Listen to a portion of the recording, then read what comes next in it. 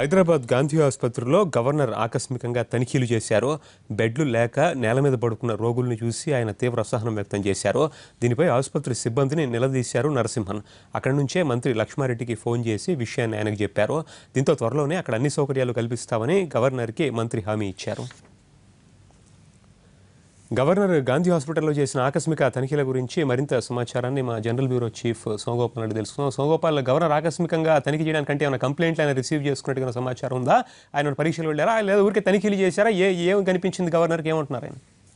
గతంలో కొన్నిసార్లు గాంధీ ఆసుపత్రికి వెళ్ళి స్వయంగా తన పరీక్షలు చేయించుకున్నారు గవర్నరు. ఈసారి మాత్రం అసలు అక్కడ ఎలాంటి సేవలు అందుతున్నాయని ఆసక్తి కొద్దీ వెళ్ళి చూద్దాం అనుకున్నారు. అయితే అక్కడికి వెళ్ళిన తర్వాత గవర్నర్ కు అక్కడ ఉన్న పరిస్థితులు చూసి ఆయన ఒక రకంగా చెల్లించిపోయారు. కనీస సౌకర్యాలు కూడా ఆసుపత్రిలో అందడం లేదని ఆయన ఆవేదన వ్యక్తం చేశారు. కొంతమంది పేషెంట్లకు బెడ్స్ లేక కింద నేలపై పడుకొని వైద్య సేవలు అందుకుంటున్న పరిస్థితిని ఆయన చూశారు. ఆ రోగులను అడిగి మీకు ఎలాంటి వైద్య సేవలు ఇక్కడ అందుతున్నాయని తెలుసుకునే ప్రయత్నం చేశారు. వాళ్ళు ఆవేదన వ్యక్తం చేస్తూ గవర్నర్ కు తమ పరిస్థితిని వివరించారు. మినిమం ఫెసిలిటీస్ అంటే రోగులకి కనీస సౌకర్యాలు కూడా అక్కడ అందడం లేదని గవర్నర్ అక్కడి నుంచే వైద్య ఆరోగ్య శాఖ మంత్రి లక్ష్మారెడ్డికి ఫోన్ లో మాట్లాడారు.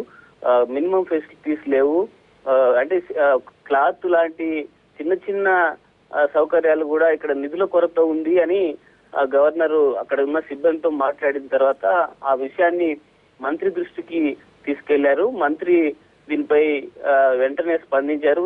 అక్కడ అవసరమైనటువంటి అన్ని సౌకర్యాలు కల్పించేందుకు తగిన నిధులు విడుదల చేస్తాం. ముఖ్యమంత్రి కూడా కనీస సౌకర్యాలు అన్ని ఆసుపత్రుల్లో కల్పించాలని చెప్పారు. దానికి అనుగుణంగా త్వరలోనే నిధులు విడుదల చేస్తాం, రోగులకు ఇబ్బందులు లేకుండా చూస్తామని గవర్నర్ కు లక్ష్మారెడ్డి కూడా హామీ ఇచ్చారు.